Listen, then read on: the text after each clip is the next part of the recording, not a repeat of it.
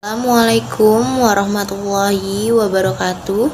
Perkenalkan, nama saya Eliza Nur Maulidina dengan nomor NPM 2018 14500 492. Di sini saya akan mempresentasikan hasil proposal skripsi saya yang berjudul Peranan Pendidikan Moral Terhadap Anak Telantar Panti Asuhan Anak Tunas Bangsa Cipayung. Pertama, saya akan membahas latar belakang. Keluarga merupakan lembaga pertama dalam kehidupan anak, yakni tempat ia belajar menyatakan diri sebagai makhluk sosial.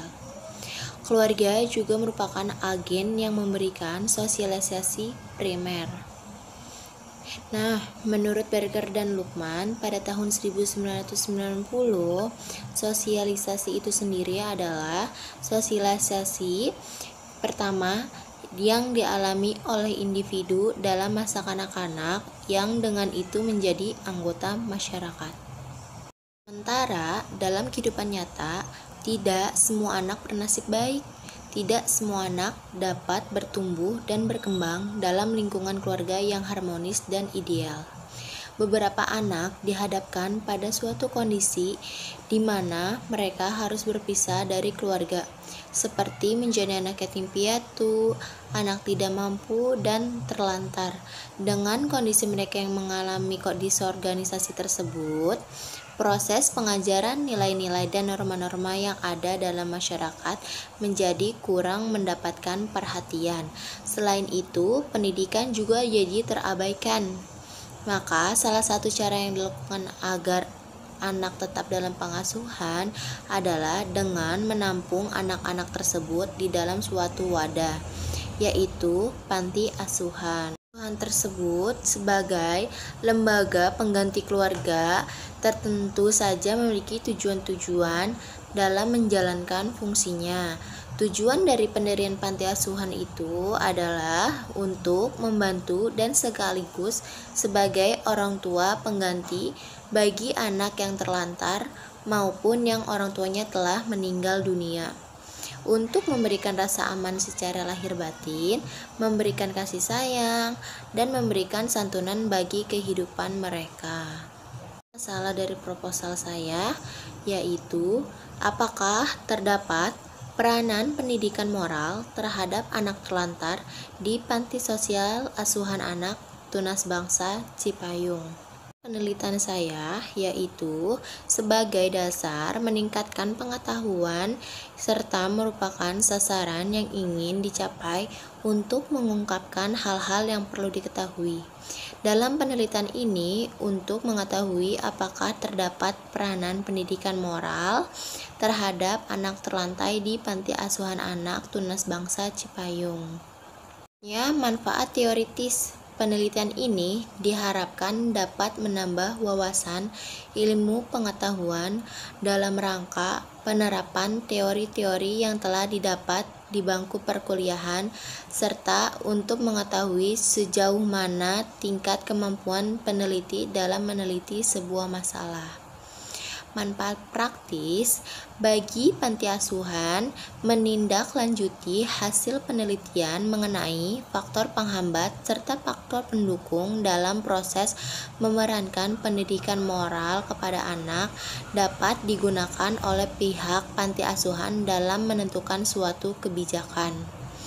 Selanjutnya, ada manfaat praktis bagi peneliti. Bagi peneliti ini dapat menganalisis permasalahan dan memberikan solusi terkait dengan pendidikan moral kepada anak dalam Panti Asuhan Anak Tunas Bangsa Cipayung. Kita masuk ke pembahasan. Yang pertama kita membahas pendidikan. Pendidikan merupakan proses pengubahan sikap dan tingkah laku seseorang atau kelompok orang dalam usaha mendewasakan manusia melalui upaya pengajaran dan pelatihan yang memiliki tujuan tertentu. Selanjutnya ada pendidikan moral, yaitu suatu program yang memiliki tujuan untuk mengembangkan perilaku seseorang agar lebih baik lagi, dapat menyesuaikan diri dengan menyesuaikan tujuan hidup masyarakat yang bermoral. Konsep moral dan perkembangan pendidikan moral. Menurut Kohlberg, dalam Nina Sham pada tahun 2011, temuan peneliti Hartshorn dan May dapat diinterpretasikan bahwa pendidikan moral di sekolah tidak efektif. Ketidakefektifan tersebut disebabkan oleh karakter moral telah dibentuk lebih awal di rumah karena pengaruh orang tua. Lalu, karakter moral juga dianggap sebagai sesuatu yang tidak tetap dan merupakan emosi mendalam yang keberadaannya tidak konsisten. Seseorang berperilaku amoral lebih disebabkan oleh faktor-faktor situasional dan bukan merupakan hasil pemikiran yang didasarkan atas perkembangan moral. Sedangkan menurut Frank Kena dalam Nina Sham pada tahun 2011, perilaku amoral bukan merupakan refleksi dari pengalaman pendidikan yang berpusat pada nilai-nilai moral yang diajarkan. Hal inilah yang menjadi penyebab mengapa pendidikan moral selama dekade tersebut dinyatakan kurang berhasil. Bahkan dianggap gagal, yaitu karena kurangnya mengikutsertakan faktor kognitif. Perilaku moral sebagai suatu yang ditentukan oleh kecenderungan bertindak yang dimotivasi oleh sifat perilaku dan kebiasaan. Artinya, perilaku moral bukan merupakan hasil pertimbangan moral yang berpijak pada konsep nilai kemanusiaan dan keadilan. Sebaliknya, pandangan yang beranggapan bahwa perilaku moral pada hakikatnya bersifat rasional sebagai respon yang bersumber dan diturunkan dari pemahaman serta penalaran berdasarkan tujuan kemanusiaan dan keadilan, disebut sebagai pandangan baru. Konsekuensial dari pandangan rasional adalah bahwa suatu perilaku moral dianggap tidak memiliki nilai moral apabila perilaku itu tidak dilakukan berdasarkan kemauan sendiri, secara sadar sebagai implikasi pemahaman dari nilai-nilai yang dipelajari sebelumnya. Artinya, betapa berharganya bermanfaatnya suatu perilaku moral terhadap nilai kemanusiaan. Apabila tindakan itu tidak disertai dan didasarkan pada perkembangan moral, maka tindakan itu belum dapat dikatakan sebagai perilaku moral yang mengandung nilai moral. Dengan demikian, dapat disimpulkan perilaku moral tersebut dapat dikatakan bermoral jika perilaku tersebut dilakukan secara sadar atas kemauan sebagai hasil berpikir yang merupakan refleksi dari pengalaman belajar seseorang. Kerangka berpikirnya yaitu panti asuhan yang menjadi utama, lalu turun lagi ada pengasuh dan pekerja sosial, lalu ada turun lagi peran pendidikan moral kepada anak, lalu di sampingnya ada faktor penghambat dan pendukungnya. Panti asuhan merupakan suatu agen sosialisasi bagi anak, yatim piatu maupun anak terlantar dimanapun. Panti asuhan merupakan institusi yang mampu melaksanakan sebagian fungsi dari keluarga. Di dalam proses sosialisasi kepada anak di panti asuhan tersebut, pengasuh dan pekerja sosial merupakan aktor yang sangat berperan penting. Pengasuh dan pekerja sosial adalah sebagai orang tua pengganti yang menanamkan pendidikan moral kepada anak di panti, di mana dalam proses pendidikan moral tersebut terdapat faktor pendukung sosialisasi, begitu juga faktor penghambat proses sosialisasi yang dialami oleh pengasuh dan pekerja sebagai aktor yang menanamkan nilai moral tersebut. Selanjutnya, metode penelitian. Secara umum, metode penelitian dapat diartikan sebagai cara ilmiah untuk mendapatkan data dengan tujuan dan kegunaan tertentu. Terdapat 4 kata kunci yang perlu diperhatikan, yaitu cara ilmiah, data, tujuan, dan kegunaan tertentu. Cara ilmiah berarti kegiatan penelitian itu didasarkan pada ciri-ciri keilmuan, yaitu rasionalis, empiris, dan sistematis. Rasional berarti kegiatan penelitian ini dilakukan dengan cara-cara yang masuk akal sehingga terjangkau oleh penalaran manusia. Empiris berarti cara-cara yang dilakukan itu dapat diamati oleh indera manusia sehingga orang lain dapat mengamati dan mengetahui cara-cara yang digunakan. Nah, untuk waktu penelitian, pelaksanaan wawancara ini dilaksanakan dalam waktu yang berbeda, yaitu untuk pekerja sosial, pengasuh, dan pimpinan panti dilaksanakan pada tanggal 30 April 2020 saat jam kerja. Karena dalam waktu tersebut mereka berada di panti asuhan. Wawancara dengan anak asuh dilaksanakan oleh peneliti dimulai dari tanggal 30 April 2018 sampai dengan 3 Mei 2020 di saat sore hari. Karena mengingat dari pagi sampai siang informan belajar di sekolah, sedangkan wawancara kepada orang tua anak dilaksanakan oleh penulis pada tanggal 5 Mei 2020 di sore hari. Penulis berkunjung ke rumah orang tua anak untuk melakukan wawancara tersebut. Selanjutnya, tempat penelitian panti asuhan yang menjadi lokasi peneliti ini adalah Panti Sosial Anak Asuhan Tunas Bangsa Cipayung. Panti asuhan anak tunas bangsa ini mempunyai anak asuh yang berjumlah 95 anak asuh.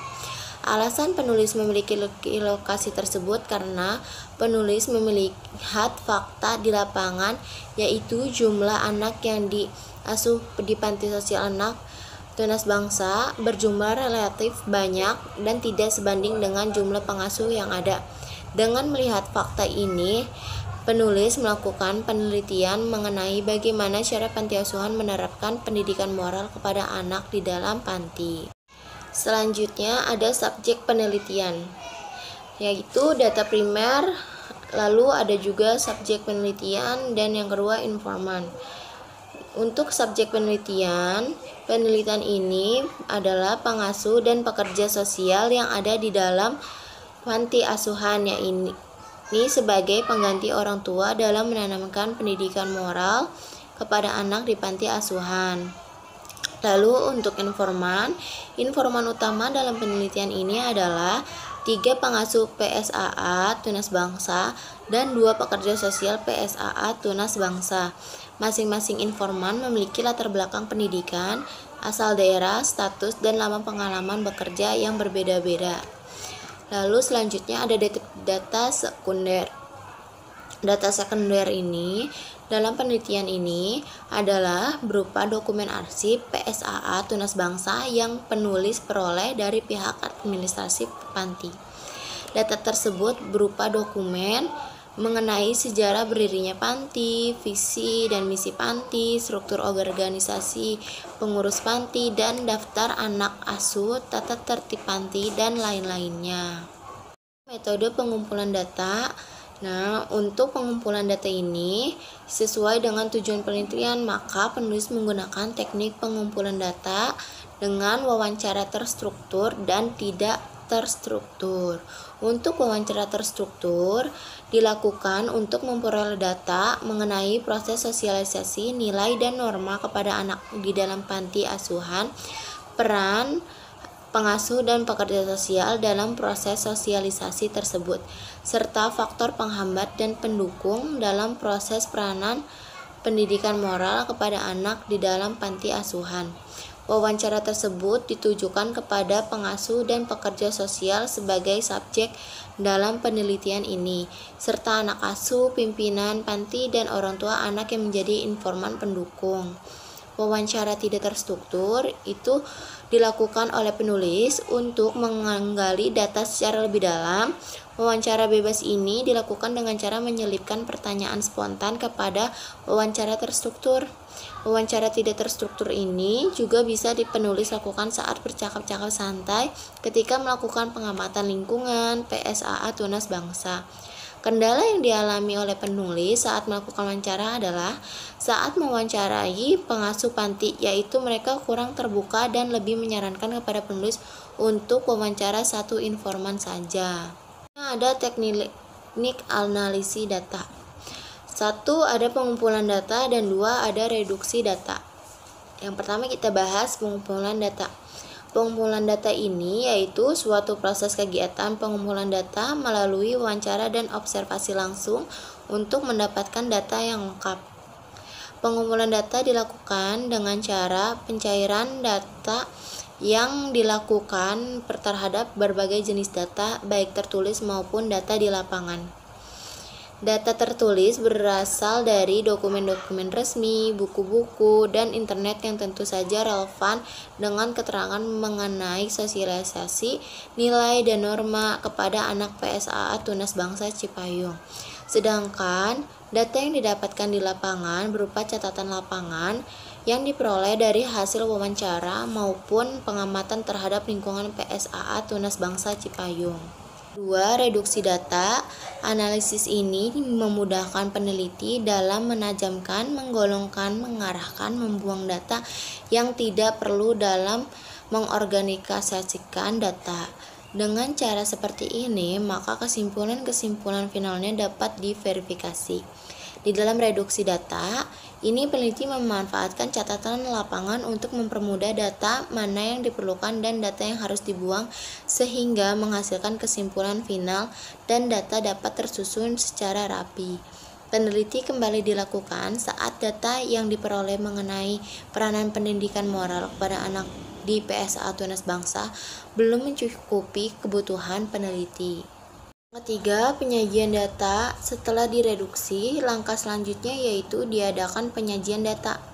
Data yang disajikan sesuai dengan apa yang diteliti, maksudnya peneliti dibatasi hanya pada proses peranan pendidikan moral kepada anak dalam PSAA Tunas Bangsa. Yang keempat, penarikan data. Berdasarkan tahapan di atas, maka analisis data dalam penelitian ini dapat berarti bahwa data dikumpulkan dari informan tentang sosialisasi, nilai, dan norma kepada anak dalam panti sosial asuhan anak Tunas Bangsa Cipayung, kemudian dilanjutkan dengan proses pemilihan data. Setelah itu, data dikelompokkan secara terpisah. Selanjutnya, dilakukan analisis dengan menggunakan teori tindakan sosial oleh Max Weber. Data tersebut kemudian disajikan secara rapi dan tersusun secara sistematik, sehingga dapat ditarik suatu kesimpulan. Untuk menarik kesimpulan, data yang telah tersusun dengan rapi dan sistematis disajikan dalam bentuk uraian. Dalam presentasi saya, kurang lebihnya mohon maaf. Wassalamualaikum warahmatullahi wabarakatuh.